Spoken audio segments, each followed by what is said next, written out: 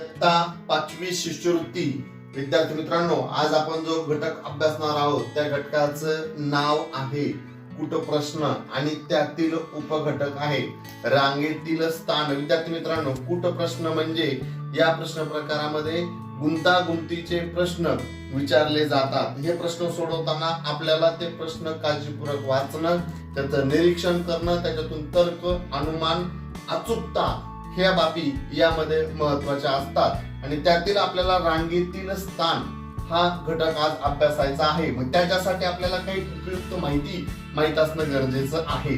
रांगा ह्या दोन प्रकारच्या असतात. पहिली रांग एका पाठोपाठ एक उभे न राहता आडव्या ओळीत डाव्या उजव्या बाजूस उभे राहते ती रांग म्हणजे अशा प्रकारे एका हात माझ्या डाव्या बाजूला उजव्या बाजूला असे एकाच्या हातात हात धरून उभे राहतात, तशी आडव्या प्रकारची रांग. आणि दुसरी शालेय कवायतीसाठी एका पाठोपाठ उभे राहतो ती रांग. आपण मैदानावर गेल्यानंतर उंचीनुसार एका मागोमाग एक उभे राहतो कवायतीसाठी, किंवा आपण शालेय प्रार्थना म्हणण्यासाठी एका मागोमाग परिपाठामध्ये उभे राहतो त्या प्रकारची एक रांग. म्हणजे अशा दोन प्रकार रांगेचे आहेत.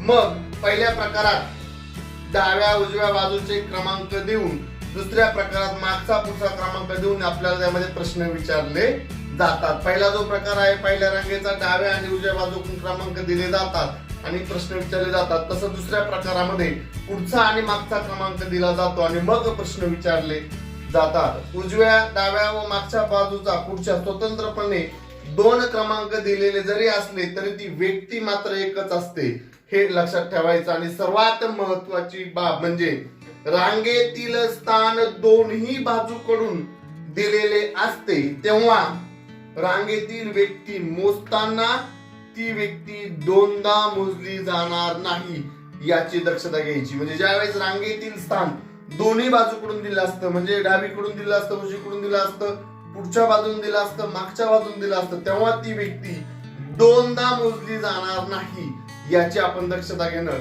गरजेचं काय. तरी विद्यार्थी मित्रांनो, आपण आता यावर आधारित काही उदाहरणे अभ्यासणार आहोत. विद्यार्थ्यांनो, आता आपण काही प्रश्न अभ्यासूया.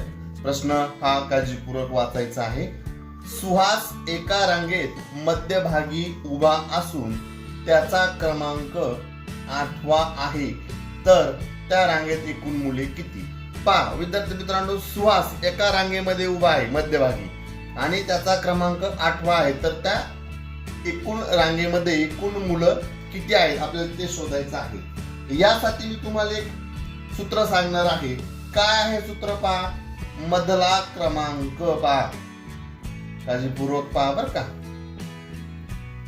मधला क्रमांक गुणिले 2 आणि पुन्हा त्याच्यातून वजा 1 करायचा.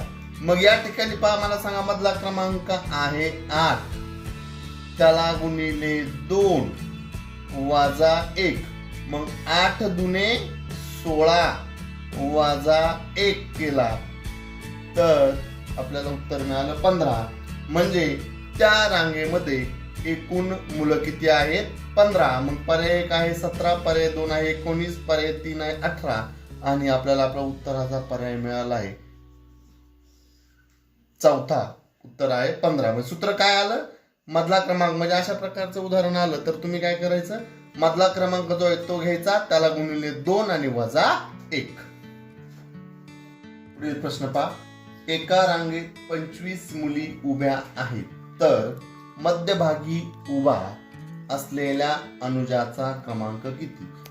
एक रांग आहे, त्या रांगेत 25 मुली उभ्या आहेत आणि मध्यभागी असलेली अनुजा हिचा क्रमांक आपल्याला विचारला आहे. यासाठी सुद्धा विद्यार्थी मित्रांनो एक तुम्हाला मी सोपं सूत्र सांगणार आहे. या ठिकाणी सूत्र असं आहे. रांगेतील इथं आता मुली आहेत म्हणून मुलींची संख्या, रांगेतील मुलींची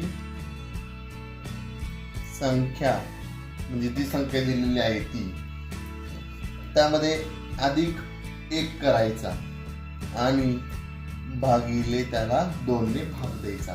मग या ठिकाणी पहा रांगेत असलेल्या मुलींची संख्या आहे 25 अधिक 1 आणि त्याला पुन्हा भागिले 2. आता पुढे 25 अधिक 1 झाले 26 भागिले 2. ज्यावेळेस आपण 26 ला 2 ने भागू, बेक बे आणि बेत्रिक 6 म्हणजे उत्तर आलं आपलं 13. मग रांगेतील मध्यभागी उभ्या असलेल्या अनुजाचा क्रमांक येईल 13. आपला पर्याय क्रमांक 1 आहे 13. परंतु त्यासाठी हे सूत्र खूप महत्वाचं आहे. चला तर नवीन प्रकार एक पाहूया. आर्याचा रांगेत पुढून 10वा व मागून 7वा क्रमांक आहे, तर रांगेत एकूण मुले किती? आर्याचा रांगेत पुढून कितवा क्रमांक आहे? 10वा व मागून 7वा क्रमांक आहे. रांगेत एकूण मुले किती?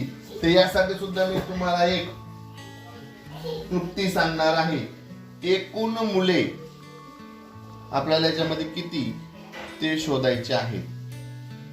मग काय करायचं? एकूण मुले शोधायची म्हणून काय करायचं? दोन्ही बाजूकडील क्रमांकाची बेरीज करायची.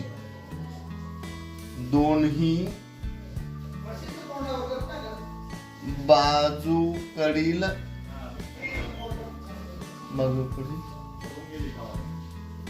क्रमांकाची बेरीज आणि केलेल्या बेरजेमधून 1 वजा करायचा. आता दोन्हीकडून बाजूचे क्रमांक किती आहेत? 10 अधिक 7 किती आले विद्यार्थी मित्रांनो? बेरीज 17. मग आपण लगेच काय करतो? घाई 17 क्रमांक लिहून टाकतो, परंतु नाही. आपल्याला एक नियम माहिती की जर दोन्ही बाजूने नंबर दिले असले तरी ती व्यक्ती मात्र काय आहे? एकच आहे. म्हणून मग 17 वजा 1 आपल्याला उत्तर मिळालं 16. त्या रांगेमध्ये एकूण मुले आहेत 16.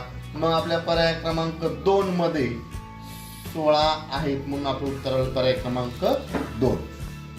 पुढील प्रश्न एक अभ्यासूया. रस्त्याच्या कडेने 10 मीटरवर 1 याप्रमाणे 50 झाडे लावली, तर 16 व 25 क्रमांकाच्या झाडामध्ये अंतर किती मीटर होईल? पहा विद्यार्थी मित्रांनो, या ठिकाणी 16 ते 25 झाडादरम्यान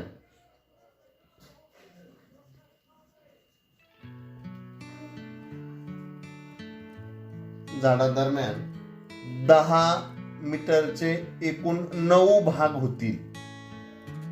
16 ते 25च्या दरम्यान 10 मीटरचे 9 भाग होतील. म्हणून मग आपण या ठिकाणी 9 गुणिले 10 म्हणजे एक भाग 10 मीटरचा आहे. मग झाडामध्ये अंतर किती होईल? तर 90. आणि मग आपला पर्याय क्रमांक 2 आहे 90. तर झाडामध्ये 90 मीटर अंतर होईल. अभ्यासूया विद्यार्थी मित्रांनो. पुन्हा एकदा सांगतो की हा कुठं प्रश्नामधील ज्यावेळेस आपल्याला प्रश्न सोडवायचे आहेत त्यावेळेस आपण तो प्रश्न काळजीपूर्वक वाचणं खूप गरजेचं आहे. आता वाचूया प्रश्न.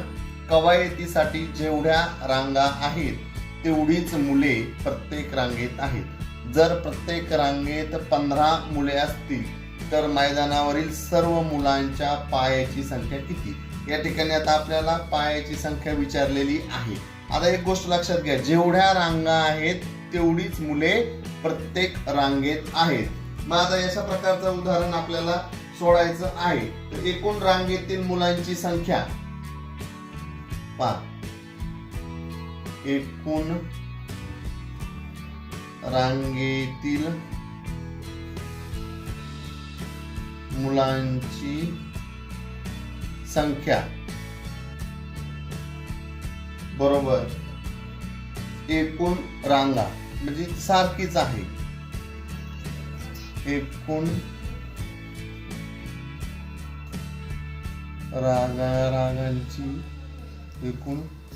रांगांची संख्या म्हणजे पहा, जेवढे रांगेत मुलं आहेत तेवढीच त्या रांगा आहेत. मग रांगेतील मुलं किती आहेत? 15. आणि तेवढेच काय आहेत? रांगा सुद्धा आहेत. म्हणजे मग 15 गुणिले 15 म्हणजे जर आपण या ठिकाणी 15चा वर्ग केला तर तो आपल्याला मिळतो 225.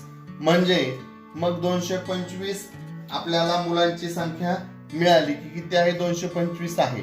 आणि मग त्यांनी काय विचारलंय? सर्व मुलांच्या पायांची संख्या किती? मग एका मुलाला आपल्याला माहिती 2 पाय असतात. मुलाला किती पाय असतात? 2. मग 225 गुणिले 2 जर आपण केलं तर 5 दुने 10. हाचा आला 1 बेदुने 4 आणि 1 5 आणि बेदुने 4 म्हणजे पायांची संख्या